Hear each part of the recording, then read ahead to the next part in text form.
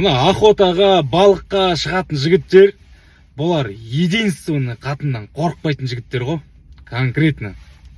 Сосын бұлар бір кеткен кезде 3-4 күнге бір кетеді ғой.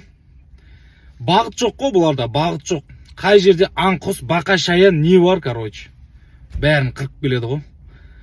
Сосын бұлардың қатындарында тек қана бір ғана ой ғой.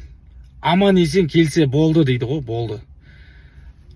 Атылып қалмай, суға батып кетпей, тек әйтеуір аман есен келсе болды деп күтіп отыратын келіншектер ғой бұлар. Енді бұлардың достары болады, өлік, өмірде ештемеге қызықпайтын. Я балық, я охота, в общем, не о чем өмір сүріп жүрген адамдар ғой, не істеп жүргенін өздері білмейтін.